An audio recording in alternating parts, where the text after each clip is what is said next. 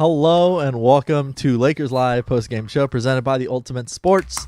Also, a mixture of around the NBA tonight, double action here. How's it going, guys? Manny Medina, how's your day going? Look at this Lakers win tonight, man. Oh my God, what a domination of a win. Such a dominating win. Very, very happy, especially that I live in Canada. I get to rub it into all the Raptor fans. I love it. Yeah, Lakers pretty much manhandled, to say the least, Toronto. So we are actually going to be watching the highlights of this game, and we're going to bring them up now. So let's go ahead and recap this game. I mean, looked like a pretty good game. Obviously, same lineup they were using. Lakers on paper already, were expected to win this game. I mean, they came out here firing on all cylinders. Kuzma with that first bucket. Irish spring green. Yes.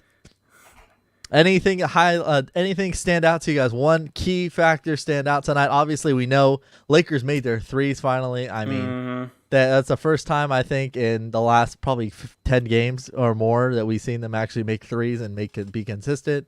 Actually, no. Since the Sacramento game, I noticed that was the last time we were very good at 3. Since last Friday. No, but honestly, guys, we couldn't have a pregame show. But if we did have a pregame show, I would have said my keys to the game would have been D'ing up Gary Trent Jr. And we did exactly that. To go better with the game, 1 for 6 from 3 for Gary Trent Jr. Let's go, boys. We did great there, D'ing him up, because last time he played us, he went for a 28 piece on us last time he played us. Oh, yeah. And the Raptors actually shot 5 for 33 from the three-point line. That's terrible. Oh my God, it's horrible. I'm looking at the stats right now. I mean, we're talking mad poop about the Lakers three-point shooting, but tonight the Lakers actually went 18 for 40, shot 45% from the three-point line. That's incredible. I mean, we've had an outstanding game. I also want to point out Gasol was super on point tonight. He was aggressive from the start. 9 points in the first quarter. Yep. I mean, I'm sure you guys saw my tweet. I come home from work, I turn on the game, and the first thing I hear the announcer saying, Gasol, 9 points in the first 7 minutes of the game. And I was like, wow, it's incredible. Aaron and I are going to be just shouting at the screen tonight, hyping Gasol up. I mean, all of our faith in him is finally pulled off. And you know what, Aaron? You were right last game. I was afraid of the opposite happening. You said that this is going to fuel a fire in him, and he's going to come out and show up everyone and show them what they did wrong to him. And I thought he was going to do the opposite and just play crappier and play lazy and not even try anymore. But today he showed what he's capable of doing, and I'm really happy to see that he had a great game. Yeah, Lakers, I mean, watching this game, obviously, and I'm sure we could talk about it, but eventually in this game, Montrezl Harrell got taken out of the game, ejected out of the game. Obviously you don't like to see players being ejected out of any game, especially when you're pretty much routing a team. I mean, literally, the Lakers were playing suffocating defense. And it got a little chippy there. It's okay. Dirty ass play. When you have a basketball team and you have a moment like that, hey, you gotta let go. He should have never held on to Schroeder, and that was costly. It affected a little bit of the game, but the Lakers kind of stayed hungry. They says, no, you don't do this. You don't come out here. So, I mean, they were just straight up shooting lights out tonight. Look at that. Closeout and look at that beautiful block. block Look right there. at the block by Gasol. There.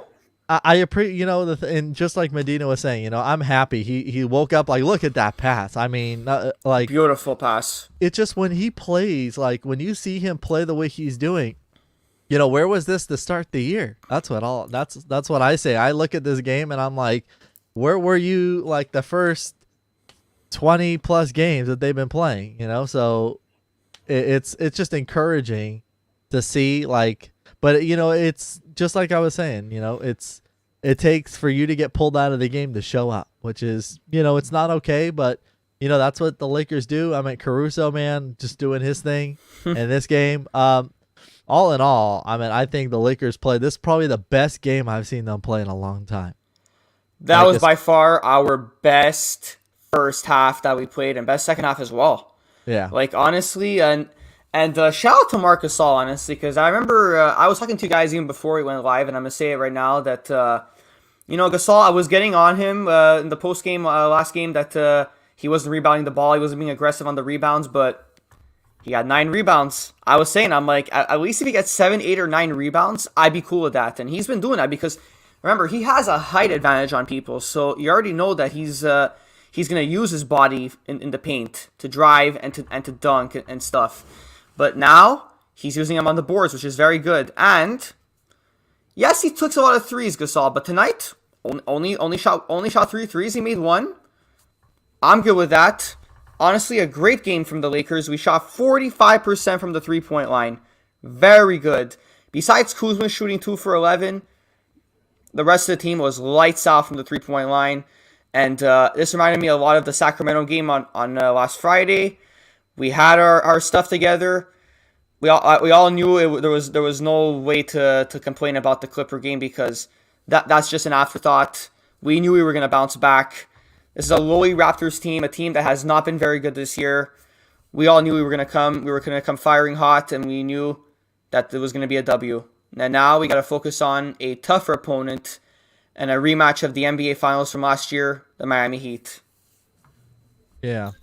Oh, yeah. I was expecting the Lakers to get this win tonight because the Raptors had most of their players missing today, one of them including Lowry. So I was like, if we don't get this win tonight, that there's something definitely wrong here and that we need to fix. But, I mean, we had a great game for the most part.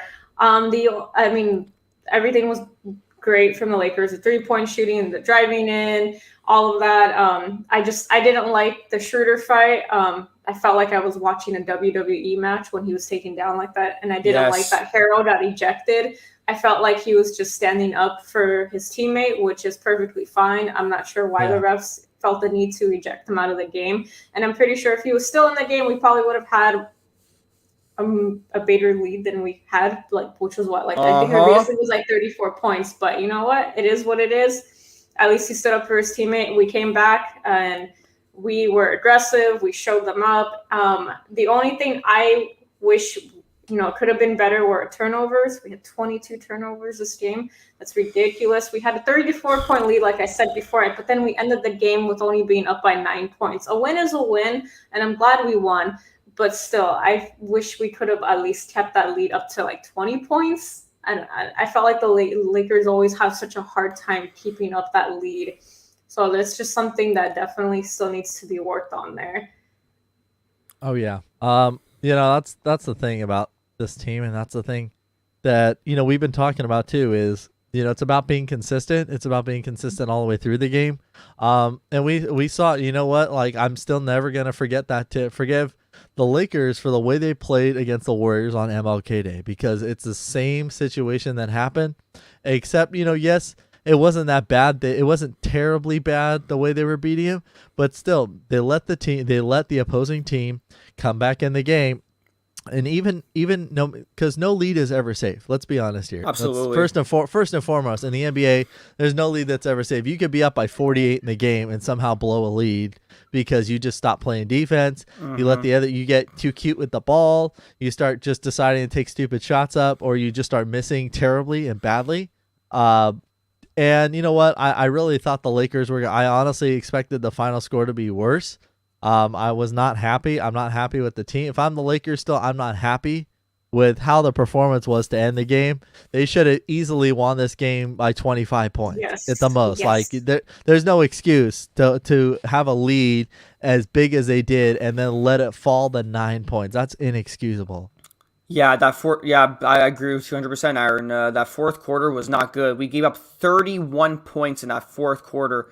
I was like, we were up by 20. Why are we only winning by 10 and then we only won by 9? But back to what Medina was saying about that whole thing.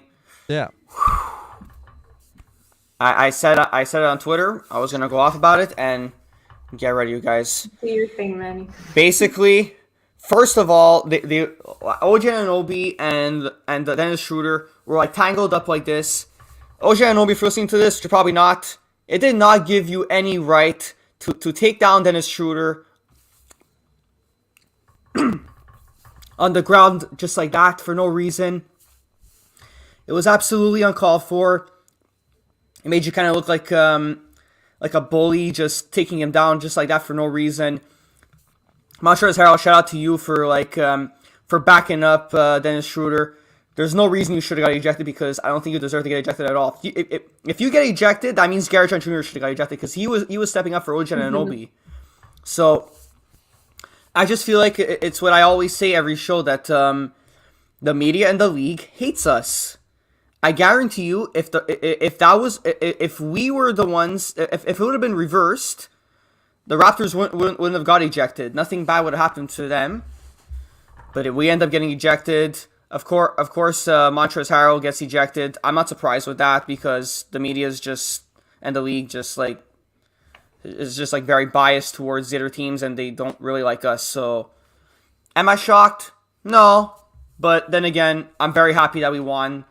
Living here in Canada, I'm very happy that we gave it to the Raptors, and also I gotta give love to my fellow Montreal boy Chris Boucher.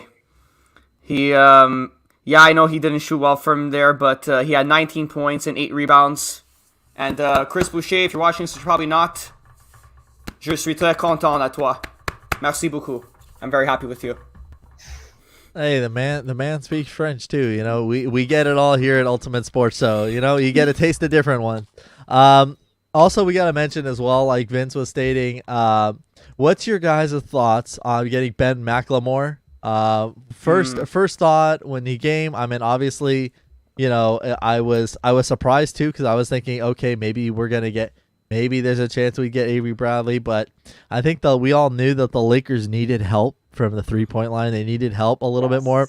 He's a great defender. Absolutely. I was kind of shocked they pulled it through, and another one of a lovely client of LeBron. So, you know, it kind of adds into the perspective there too. What's your guys' first reaction? You know, I saw LeBron's tweet today, and he tweeted about Ben signing. So I think I forgot exactly what he said, but he said it was such a bad move from the Rockets, but something good was going to happen for him.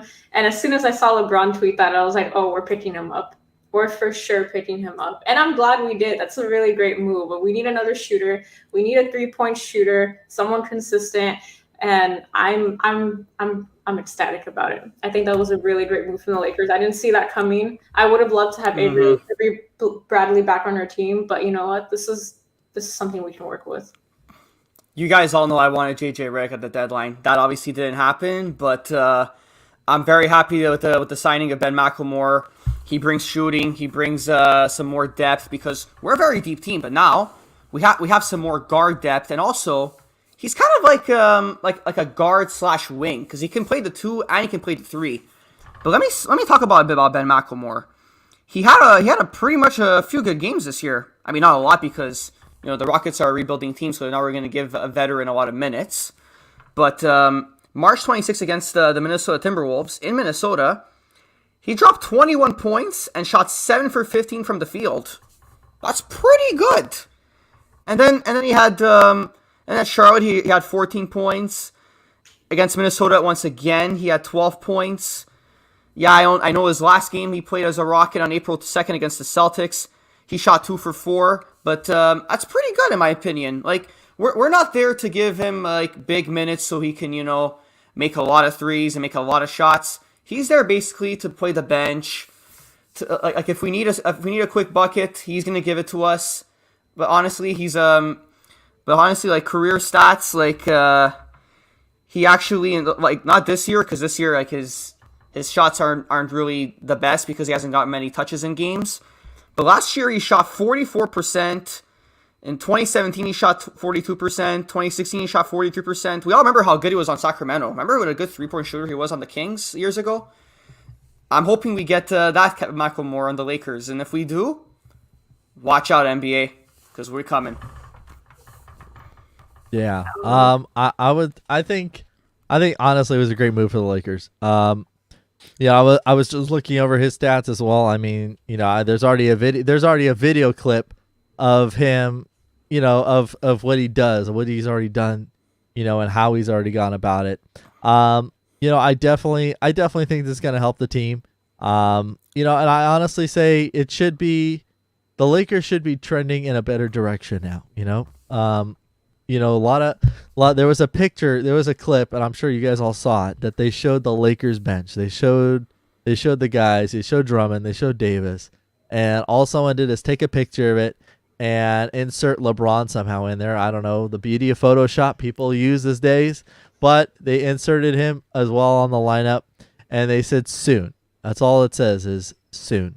And for us, for everybody, it's just a patience game right now, and we have to be waiting it out right now, and just say like, hey, we have these other pieces to help, and I think this is a reassurance to tell people, hey, we're gonna be okay right now.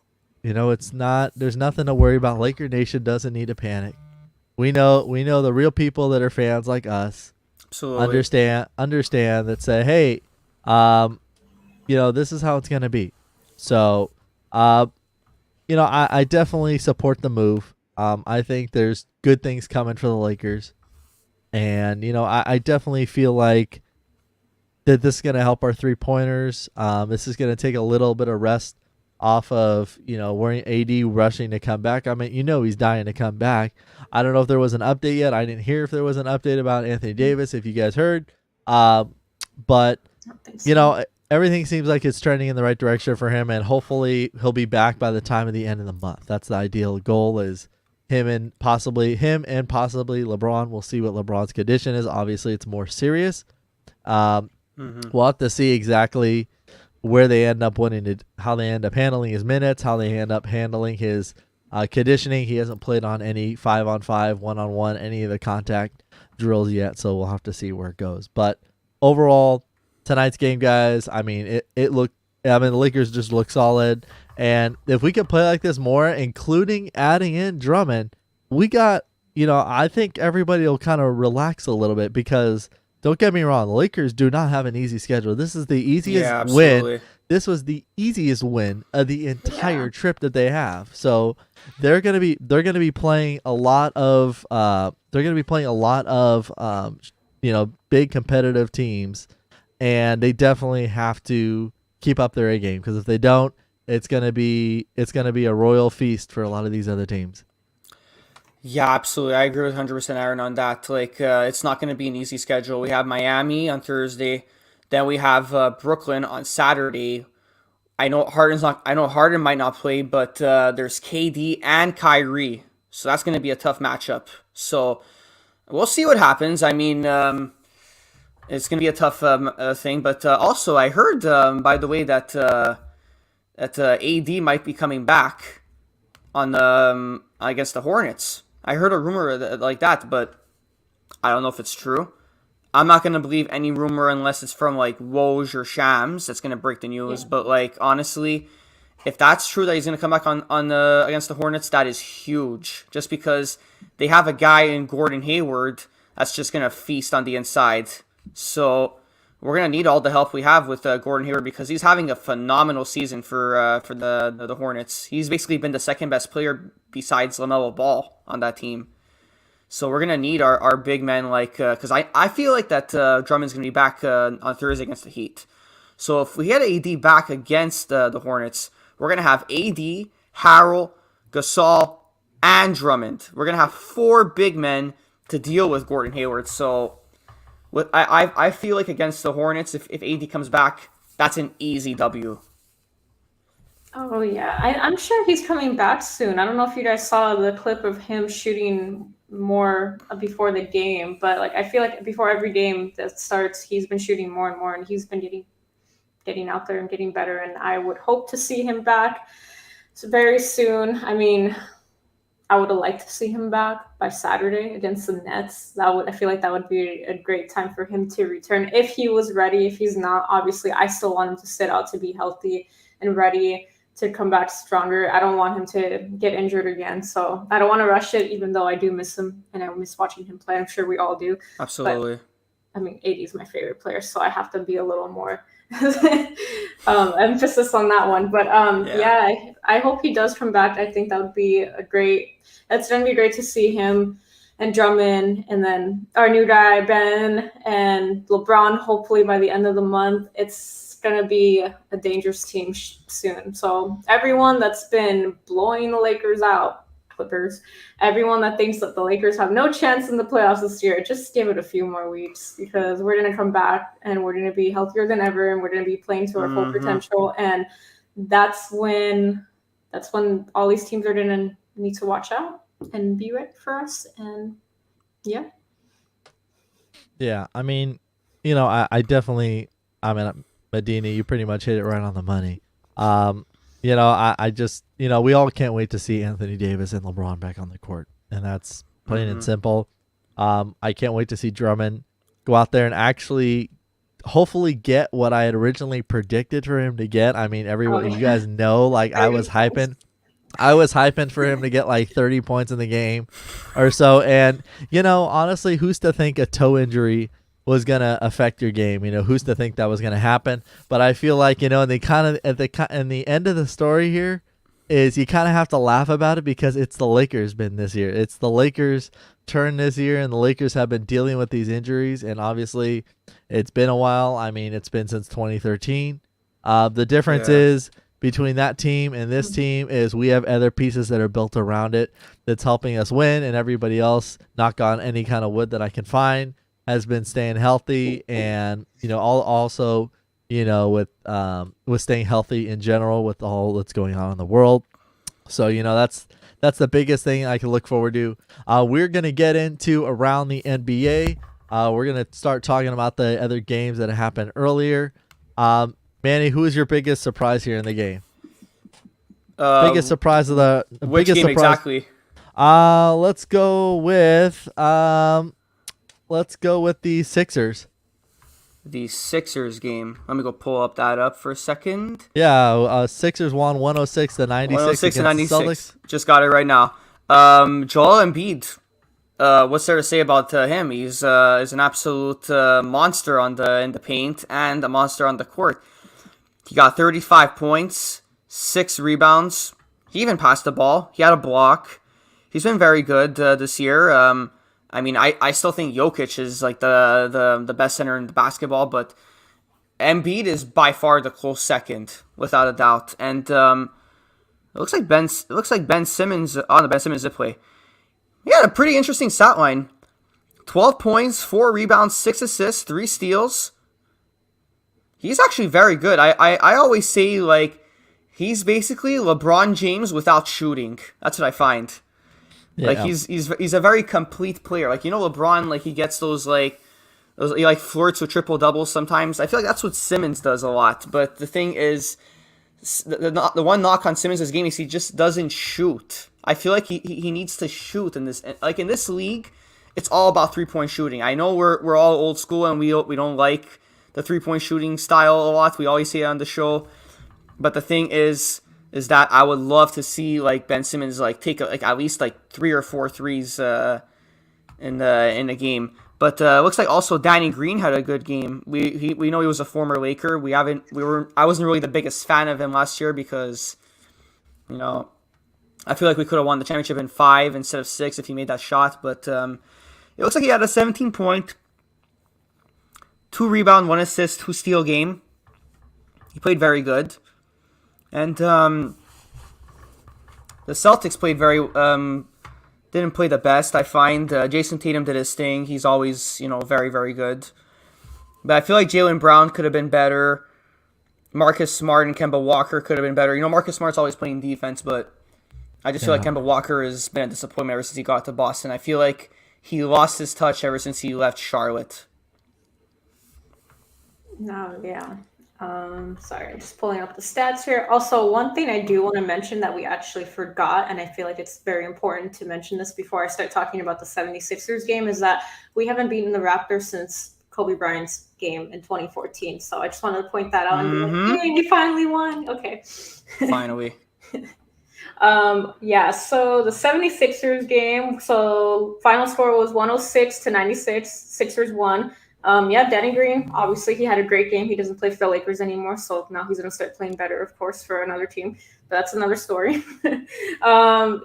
The Sixers actually shot 9 for 24, 37% from the three-point line.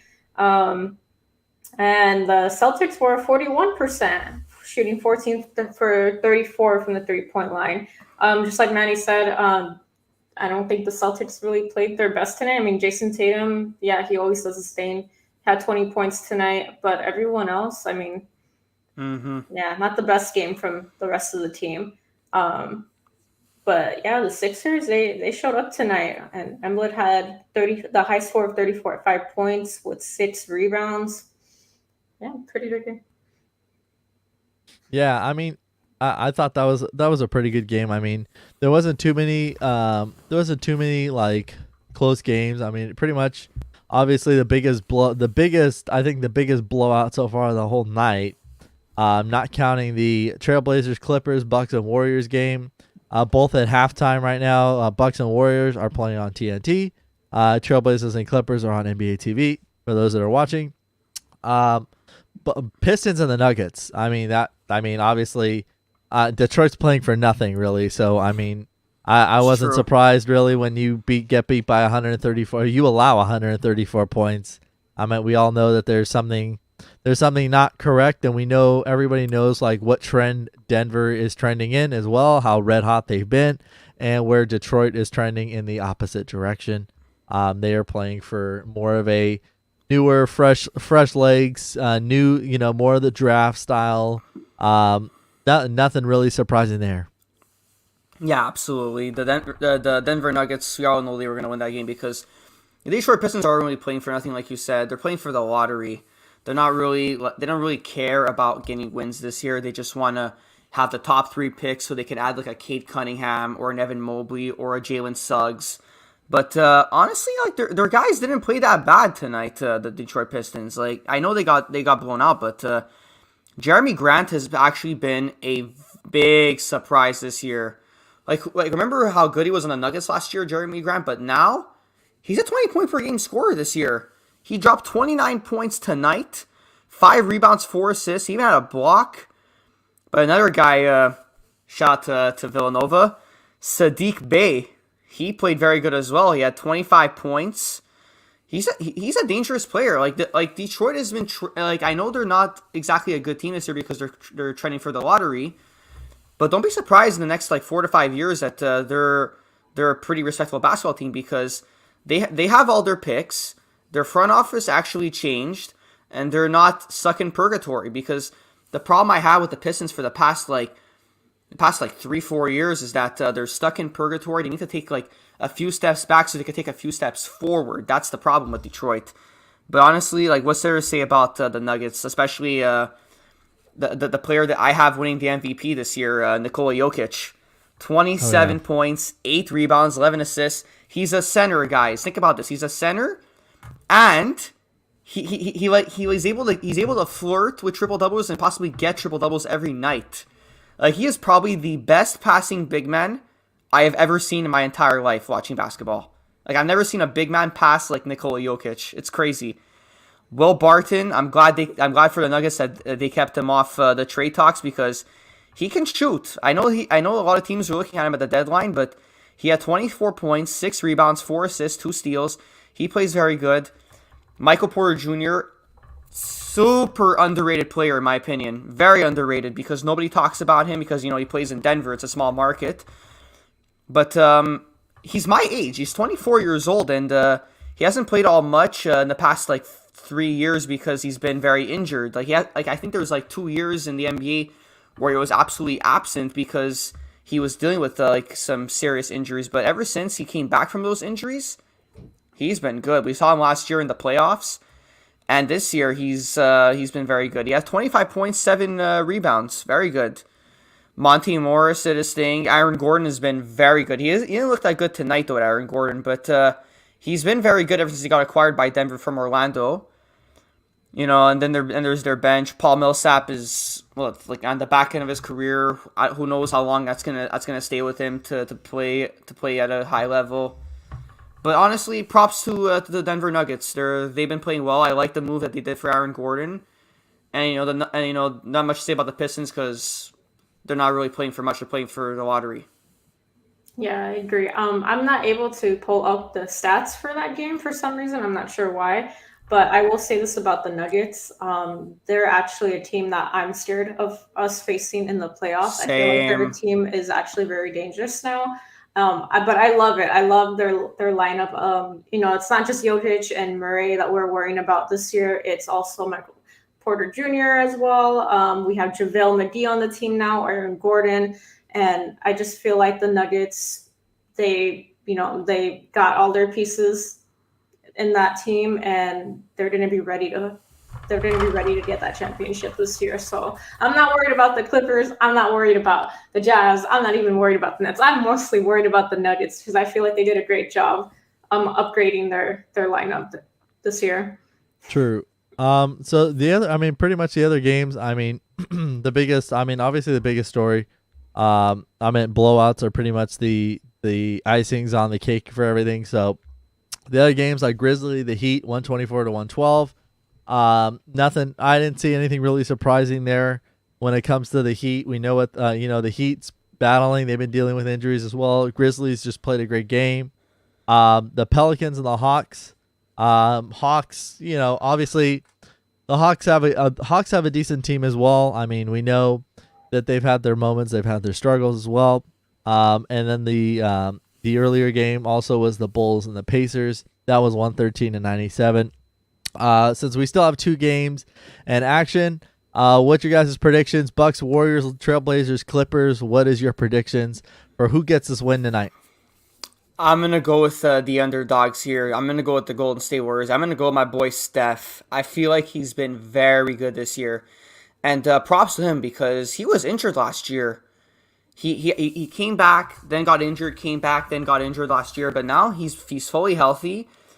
He's been averaging a solid 28 points. He's been shooting very well from the 3. He's been basically old Steph Curry that we saw years ago. So I'm not surprised. I actually had the Warriors before the season started as not even making the play-in tournament. I had them as the 6th seed.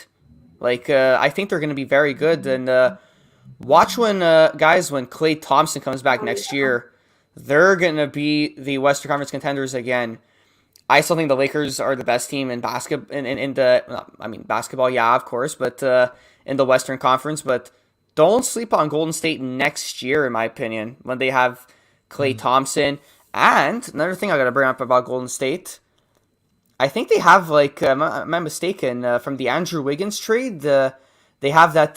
They have a protected pick, I think, from the Timberwolves. So the Timberwolves aren't don't have a top 3 or top 4 pick. I think it goes to the Warriors. So the Warriors will be able to have another lottery pick next to James Wiseman. So the Warriors are going to be very dangerous next year. But I have them going upset because I like seeing upsets in the NBA. It makes it fun. It makes more parity for basketball. And then there's also the other game that's on right now, the Trailblazers and Clippers. I guess I'll go with the Clippers because I have the game on right now on my TV, and they're pretty much dominating the Blazers. So I guess I'll go with the Clippers. Nothing against the Clippers, but I'm going to go for the Blazers. I feel like they'll come back and they'll win this game. I have faith that Damian Lillard is going to come in clutch, and they're going to come back. Yeah, it's going to be Dame time. It never fails to, bring the Blazers back from a rut. And for the Bucks and the Warriors game, I would say I'm going to agree with Manny here and go with the Warriors. I mean, Steph Curry has been carrying a lot of this team this year without Klay, and they've been doing better than I ever thought they would be doing. I mean, I know they had a really bad game against the Raptors the other night where they got blown out by 50 points or more. So that was a terrible loss, but I'm pretty sure Steph Curry's going to want to bounce back from that, and they're going to try and win this. He's going to try and win these next few games, of course. I mean, I know they've been having, I think that was their 5th loss as well. So I know they're trying to come back from that. But other than that, I agree with everything that Manny had to say about the Warriors. When Klay Thompson comes back next year, that's going to be fun to see. It's going to be it's fun to see the Warriors as a challenge again. So, yeah. I would typically say, I would even say, honestly, Medina, I got to agree with you with the Trailblazers Clippers. I got to go with Dame Time showing up here. Dame Time. Now, don't get me wrong. The Clippers are a good team. I'm not going to argue there. They're a good team. They have shooting. They have defense. They got Rondo now to help them out with their ball movement. They showed that they're a good team. Obviously, they played against the injured Lakers, and they came away with that win. They play great. When they're on fire, they're on fire. They could shoot. Their defense is elite.